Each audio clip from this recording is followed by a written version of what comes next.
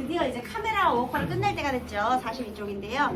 그래서 얘들아, 지금 내가 처음에 고모하고 그 다음에 조카가 서로 갈등을 해요. 처음에는 뭐 때문에 갈등했죠? 진로 선택에서. 그래서 결국은 누가 하자는 대로 했어? 나하고 훈이가 조카, 내가 고모예요. 그런데 훈이는 문과를 선택하고 싶었지만 나는 어떻게 했어? 이과. 이거는 가치관을 강요한 거죠. 그죠? 강요에 의한 선택으로 결국에는 여기로 갔고요. 그 다음에 이제 취업 문제에 있어서 지금 여러분 여기 시대적 배경이 언제예요? 1970년. 이거 꼭 물어보거든요. 이 윗글에 나타난 70년대 시대 상황으로 적절하지 않은 것은 이것도 잘 물어보는 유형이에요. 그래서 여기에서 일단 문과 이과 중에 무엇을 더 선호했죠? 이공계 선호. 그 다음에 산업화로 인한 경제 발전. 경제가 발전했지만 그것으로 인한 부작용도 심각했어요. 그지? 경제가 발전하면서 그것의 부작용은 뭐가 있을까요? 산업화로 인한 부작용. 노동자의 처우가 굉장히 열악했더라. 그게 있었죠. 지금 여기 본문에 나오는 것들은 여기에 환경오염 문제 이런 건 아직 안 나오잖아요. 그지? 그래서 여기에 이 부작용은 일단 이렇게 노동자의 처우하기 전에 일단 실업난도 굉장히 취업이 어려웠죠. 그 다음에 대학생들이 뭘 많이 했죠? 데모를 많이 할 때, 민주화할 때니까 오늘 아주 큰 일이 있었잖아요. 그죠? 그런데 이제 이 다음 6월달에 또 이제 대선이 있어서 하루 쉴 것 같죠, 여러분? 진짜요? 대통령 선거하면 쉬어야죠. 좋죠? 니네 좋잖아. 왜 이렇게 빨리 해요? 아마 6월 3일날 대선이 있을 것 같다라는 분석들을 하시던데요. 그럼 또 이제 또 막 후보 나오고. 맞아요. 그래서 6월 3일에 대통령 선거가 아마 있을 예정인데 누가 될지는 뻔하지만 아니, 마음에 드는 사람이 한 명도 없습니다, 진짜. 근데 그분 재판만 했잖아요. 어째잖아. 그래요? 그래서 막 입에 담을 수 없지만 진짜 아이고야. 마음에 안 들어요. 다 마음에 안 들어. 자, 죄송합니다. 녹화가 안 되는데. 자, 이 대학생들이 지금 데모도 하고 있고, 뭐 이렇게 휴교도 하고 있고, 좀 사회적 분위기가 이렇게 어수선하기도 하고요. 그 다음에 이 노동자, 특히 이 부작용 문제 중에서 노동자들의 처우가 굉장히 열악했다. 이런 것들이 이제 시대적인 분위기인데요. 자, 얘가 취업이 안 되니까 얘는 어디로 가고 싶었어? 해외로 가서 취업하고 싶었어요. 그래서 교재비 좀 달라고 했죠. 접대해야 되니까. 근데 나가 안 된다고 했어요. 왜 안 된다고 했을까요? 해외는 안 된다. 지금 고모가 훈이에게 바라는 건 물질적으로 안정된 삶이거든요. 카메라 취미생활 할 수 있는 그런 물질적인 안정된 삶. 근데 왜 안 돼? 해외에 가서도 물질적으로 안정되게 잘 살 수 있잖아. 근데 왜 안 돼? 훈이가 성공하는 걸 직접적으로 보고 이 땅에서 성공하는 걸 보고 싶은 거야. 그게 나에겐 어떤 의미가 있어요? 전쟁에 대한 복수와 전쟁으로 입은 상처의 치유. 그 두 개가 다 되는 거지. 내가 전쟁으로 인해서 받은 상처를 복수하면서 치유도 할 수 있는 게 내 눈앞에서, 그 다음에 전쟁이 황폐하로 만들어놓은, 전쟁이 초토화시켜버린 이 땅에서 내가 훈이를 잘 키워서 얘가 잘 먹고 잘 사는 걸 보는 것이 나의 복수이면서 또 치유이기 때문에, 그래서 해외는 안 된다. 나 그 돈을 차라리 어디 쓰기로 했어. 너의 해외 취업을 위한 교재비는 내가 뇌물로 쓰겠다. 그래서 얘가 뇌물을 써가지고 어디에다가 취업시켰어요? Y건설의 측량 보조 자료. 총량 보조라는 건 비정규직이에요. 심지어 그것도 뇌물을 써서 이렇게 이걸 냈죠.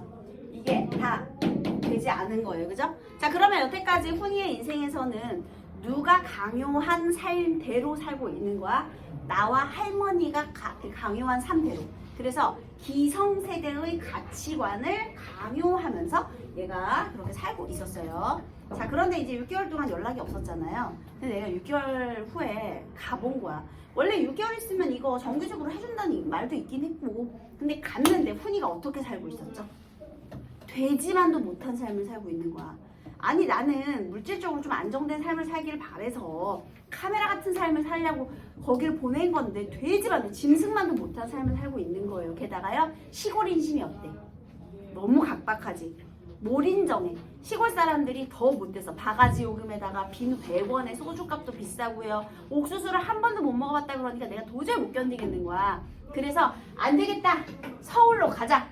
이 직업은 아닌 것 같다. 그래서 내가 서울로 돌아가기를 권유했죠.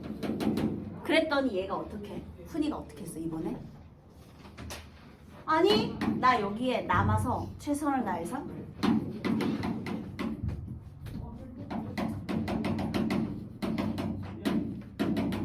자, 이게 중요했죠. 왜 남겠다고 했어요? 자, 여태까지는요, 이 부분 고모의 선택, 이것도 고모의 선택. 그런데 자, 이 부분은 누구의 선택? 처음으로 훈이가 선택한 삶이에요. 이거의 의미가 뭐였어요, 여러분? 이거는 봐봐, 고모의 선택이 아니라 내가 선택한 거야. 그래서 얘는요, 자신의 삶을 일단 주체적으로 선택하겠다는 의지인데요.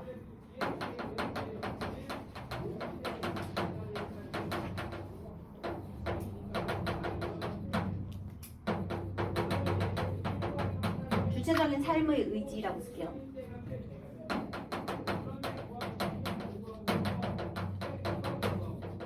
그런데 이게 왜 주체적이냐면요, 두 가지 경우가 있죠. 여기 남아서 내가 파국을 겪을 수도 있고요, 성공을 할 수도 있어요. 자, 만약에 파국을 하게 되면 나는 무엇을 증명하고 싶어? 봐봐, 니네들이 원하는 대로 그렇게 열심히 해봤는데 돼? 안 돼? 안 된다는 거죠. 그러면 이 파국이 되면 기성세대의 가치관은 보상을 가져다 주지 않는다는 것을 스스로 증명하는 삶이에요. 그것만으로 난 가치가 있는 거야. 내가 증명을 해냈으니까. 니네들이 원하는 그런 가치관이 나의 삶의 보상을 가져다 주지 않아. 이거를 증명하는 거니까 어쨌든 그것도 내 주체적인 삶이죠. 나는 그것만으로도 의미가 있다고 생각한다. 그리고 만약에 고모가 원한 대로 정말로 성공을 한다면 그건 내가 여기 남아서 내가 열심히 했기 때문이지. 어떤 사람은 3년이 지나고 4년이 지나도 정규직도 안 되는 판국에 내가 만약에 여기서 진짜 성공을 하게 된다면 그건 정말 내가 너무나 열심히 일했기 때문이거든요. 그래서 이거는 스스로 최선을 다해. 얘가 여기 남아서 설렁설렁 하지 않는다 그랬어요. 성공을 위해 노력한다라고 했거든요. 그래서 최선을 다하는 주체적인 삶. 내 의지로 최선을 다하는 거예요. 성공하면 좋지. 그래서 이 두 개가 다 파국으로 가든 성공으로 가든 나는 내 스스로 주체적으로 선택해서 삶을 살겠다는 이 훈이의 의지가 된 거예요. 이거 이해되셨나요? 두 개 다 주체적인 거야. 그래서 얘가 이 얘기를 들으니까 이제 고모가 그래 성공할 수도 있지. 그래 성공하자 이렇게 한 다음에 그런 다음에 여기 42페이지 읽을게요. 훈이는 버스 정류장까지 나를 배우겠다. 진부까지 나가는 완행버스는 좀처럼 오지 않았다. 그동안 나는 뭔가 훈이에게 이야기해야 될 것 같은 심한 압박감을 느꼈다. 나는 내가 여기까지 오는 동안 기린 아빠 얼마나 고생을 하고 시간을 많이 잡아먹었나를 과장해서 들려주면서 고속도로가 뚫리면 서울서 강남까지가 얼마나 가까워지고 편안해지겠느냐. 너는 이런 국토건설 사업에 이바지하고 있는 걸 자랑으로 삼아야 한다고 이야기했다. 지금 너가 하고 있는 일이 우리나라를 위해서 이렇게 도움이 되는 가치 있는 일이다를 이렇게 좀 애써서 위로해서 이렇게 얘기하고 싶었던 거죠. 그런데요, 녀석이 구역질 같은 소리로 얘기했어요. 웃기네. 자, 웃기네 세모하세요. 이거는 일단 반어법이고요. 그치? 진짜 웃기는 건 아니잖아. 그치? 그 다음에 얘들아, 우리 이거를 만약에 한자어로 바꾸면요, 자조 돼요 여러분? 자조? 안 돼. 자조는 뭐야? 내 자신에 대한 비웃음이거든요. 근데 이거는 내 말을 비웃는 게 아니라 고모의 말을 비웃는 거잖아. 그래서 거기 자조 X 하세요. 애들이 자조해서 엄청 헷갈려 오더라고. 자조는 안 되고요. 냉소. 조소 적으세요. 조소가 비웃음이야. 냉소가 차가운 거니까 얘도 비웃음이야. 그러니까 냉소, 조소는 되는데 자조는 안 돼. 자조는 스스로를 비웃는 거야. 스스로 자책하면서 비웃는 거야. 그러니까 그 자조만 안 되는 거예요. 헷갈리면 안 돼. 자, 그 다음 때마침 바캉스 시즌이라 자가용이 연이어 강릉으로 월정사로 달리며 우리에게 흙먼지를 뒤집어 씌웠다. 훈이도 한몫 참여한 영공 고속도로가 개통되면 더 많은 자가용과 관광버스가 그 위에서 쾌속을 즐기겠지? 그러니까 여러분, 이 고속도로를 이용할 사람들은 누구일까? 어떤 계층일까? 여유가 있는 중산계층이지. 이런 노동자들이 이런 삶의 여유를 느끼겠니? 결국 가진 자들을 위한 고속도로잖아요. 해서 훈이도 그 생각을 하면서 웃기네 했을 생각을 하고 나는 내가 한 말에 심한 부끄러움을 느꼈다. 야, 우리 국토의 발전에 이바지하는 거야 라고 말을 했는데 사실은 이 고속도로를 이용해서 휴가를 즐기러 온 사람들은 다 여유 있는 사람들이지 얘네가 휴가 즐길 여유가 어디 있겠냐, 노동자들이. 그치? 그래서 이런 내용을 얘기한 거예요. 드디어 버스가 오고 나는 그것을 혼자서 탔다. 나는 훈이에게 몇 번이나 돌아가라고 손짓했으나 훈이는 시골 버스가 떠나기까지의 지루한 동안을 워커에 뿌리라도 내린 듯이 꼼짝 않고 서 있었다. 나는 그게 보기 싫어 먼 딴 데를 바라보았다. 여러분, 여기 이제 이 부분 100% 출제 부분이에요. 괄호 시작하세요. 논의 벼는 비단 폭처럼 선연하게 푸르고 옥수수밭은 비로드처럼 부드럽게 푸르고 먼 오대산 연봉의 기상은 웅장하고 오대산에서 흘러내린 맑은 물이 도처에서 나와 개울을 이루고 있다. 아름다운 고장이다. 이 땅 어디 외고 아름답지 않은 곳이지라고 괄호 닫으세요. 비로드가 벨벳이에요, 여러분. 벨벳. 비로드가 벨벳을 말하는, 벨벳 어떤 느낌인지 알죠? 자, 여러분 중요한 건요, 여기에 배경묘사가 나와 있어요. 배경묘사가 서정적이고 낭만적이죠. 저거 서정적, 낭만적 배경묘사, 서정적 배경묘사라고 적으세요. 서정적 배경묘사. 막 국토가 아름다워 죽었어. 서정적 배경묘사. 그런데 지금 훈이가 처한 상황이랑 맞아 안 맞아? 안 맞지? 그래서요, 이걸로 인해서요, 훈이가 처한 비극성이 심화되는 거예요. 서로 대비되니까. 그래서 화살표하고 훈이의 비극적 처지 강조, 훈이의 비극적 처지 강조. 이 아름다운 배경묘사가 이렇게 되는 겁니다. 여러분 이제 날씨가 많이 따뜻해졌잖아요. 조금 있으면 개천에 벚꽃비가 내릴 거예요. 그런데 벚꽃비가 한창인 시절 여러분들 뭐하고 있게요? 시험 중이죠. 아름다운 배경이 여러분이 처한 상황의 비극성을 강조하게 되는 겁니다. 그치? 차라리 우중충하게 비나 내렸으면 좋겠지, 시험 기간에. 시험이 끝나야 날씨가 좋았으면 좋겠는데 이상하게 꼭 시험 때는 꽃비가 막 날리다가 너네가 시험이 끝나면 아마 비가 내려서 꽃이 다 져버릴 거예요, 여러분. 그래서 짜증나지, 그지? 자, 네, 그래서 이렇게 배경과 인물의 심리가 서로 대비를 이루고 있다. 이게 또 자주 출제가 됩니다. 여러분 혹시 조응이란 말 아세요? 처지와 배경이 조응한다라는 건 서로 같다라는 뜻이고요. 조응이라는 말의 반대가 대비되는 거예요. 그러니까 여기는 조응이 아니라 대비를 이루는 거죠. 자, 그래서 그러나 아직도 얼마나 뿌리 내리기가 힘든 고장인가. 힘들죠.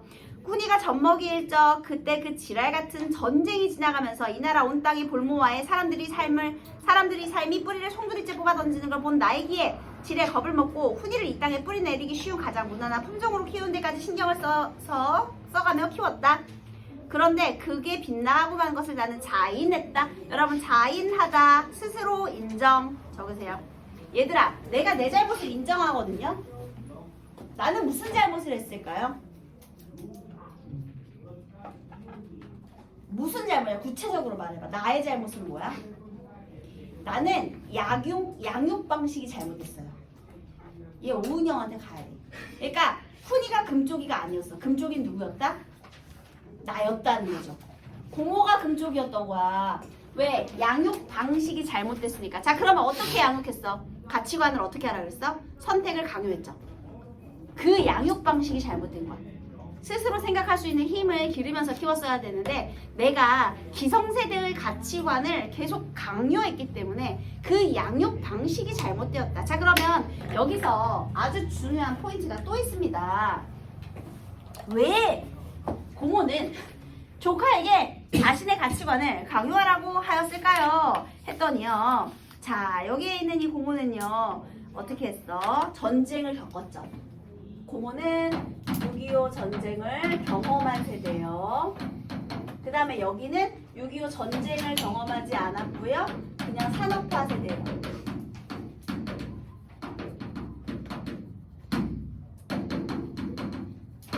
전쟁에서 제일 중요한 건 생존이거든요, 여러분. 막 지진 나고 막 그런 애들 봐봐. 일단 생존이 중요하잖아. 그러니까요. 일단 먹을 게 없고 생존 자체가 위협을 받는 상황이야. 그러니까 뭐가 중요해져? 네, 맞아요. 경제적인 능력이 중요해지는 거야. 그래서 여기는 6.25 경험 세대에게 있어서 가장 중요한 것은 생존의 문제이기 때문에요. 풍요로운 물질적 풍요, 물질적인 안정.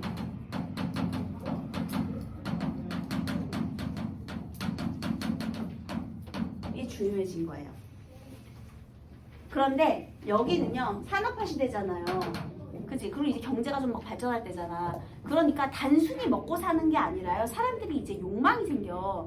그래서 이제 잘 살고 싶어지는 거예요. 그런데 특히 70년대에는요. 이 노동자 산업화로 인한 부작용이 심각하던 시대였어요. 그러니까 얘네들이 정직하면 다 되는 줄 알았겠지. 그냥 생존의 문제니까. 그런데 아니었던 거야. 그래서 여기는요. 우리 노동자들의 소외된 노동자 이런 문제들, 그 다음에 취업 이런 문제들이 굉장히 심각한 사회적인 문제였다라는 겁니다. 그 다음에요. 사회 구조적인 모순도 있었죠. 뭐냐면요. 경제를 발전시켜서 돈을 벌었는데 그 돈을 누가 가져가? 상류층이 다 가져가는 거야. 그런 걸 빈익빈 부익부. 그러니까 월급이 너무 적은 거야. 저임금 그리고 고된 노동에 시달렸죠. 최저시급이 이렇게 올라간 지 얼마 안 됐잖아요, 여러분. 그지? 그래서 저임금에 시달리게 되었다. 그래서 여기서 가난 벗어나기가 힘들었다. 뭐 이런 것들. 그래서 어쨌든 여기는 물질적인 안정이 중요했던 겁니다. 그래서 여기가 카메라. 평온한 중산층의 삶, 워커. 노동자의 고단한 처지, 카메라와 워커 되는 거예요. 알겠죠? 자, 우리 학습활동에서는요. 우리 2번 발표하시고요. 1번에 괄호 2번, 44페이지 괄호 2번 카메라 워커의 의미예요. 그럼 발표해 주시고요. 그 다음에 2번도 발표하세요. 학습활동 다 중요해. 이게 바로 지금 선생님이 설명한 이 문화예요. 이거 발표하시고요. 그 다음에 어디로 넘어가느냐? 46페이지에 3번 발표하세요. 46페이지 3번 이건 또 중요합니다. 여러분 이 소설의 시점 관찰자 시점 맞아요? 아니에요. 무슨 시점이에요? 주인공 시점이야 얘들아. 선생님 훈이를 관찰하는 거 아니에요? 관찰자 시점 아니에요? 얘들아 내가 주인공이야 지금. 나 전쟁으로 상처받았다고. 20살 때부터 젖먹이 아이 키웠다고. 그래서 잘 키우고 싶었는데 조카 새끼가 자꾸 내 말 안 들어. 그래서 난 더 잘 시켜주고 싶었는데 뇌물까지 시켜가지고 취직시켜놨는데 거기선 더 못 살고 있어 지금. 나 어떡하지? 내가 뭘 잘못한 걸까? 내 양육 방식 뭐가 잘못됐지? 지금 이런 소설이란 말이에요. 자 그러면요 여기 보세요. 3번에서 1번 주인공이 나예요. 내가 서술자예요. 그러면요 여기서는 무엇이 강조가 되느냐? 다 둘 다 내면 심리가 강조되는 거야 주인공 시점은. 그런데 나의 내면 심리는 어떤 내면 심리냐면요. 거기 세 번째 줄부터 줄 치세요. 전쟁의 상처를 치유하기 위한 노력과 그러한 노력이 좌절되어 혼란을 느끼는 나의 심리 변화 과정. 나의 심리가 더 중점적으로 드러나고요. 근데 만약에 주인공을 훈이로 바꾸잖아요. 훈이가 서술자가 되어가지고 1인칭 주인공 시점인데 똑같은 주인공 시점이에요. 얘들아. 그런데 훈이가 서술자가 됐어. 훈이가 나가 되잖아요. 그러면 어떻게 되느냐? 얘는 주시겠습니다. 기성세대의 노력에 대한 비판의식을 직접 표현한다. 이렇게. 그래서 전쟁의 상처를 치유하려고 하는 나와 할머니에 대한 노력에 대한 비판의식을 직접 표현하고 또 중요한 건 1970년대 산업화 사회를 좀 더 직접적으로 비판할 수 있겠죠. 산업화 사회에 대한 비판의식이 좀 더 강조되겠죠. 훈이가 주인공이 된다면 70년대가 중심이 되겠지. 그래서 이런 문제가 있더라. 둘 다 주인공 시점인데 서술자를 바꾸면 누구의 내면 심리가 더 초점화되는지를 보시면 되겠습니다. 됐죠?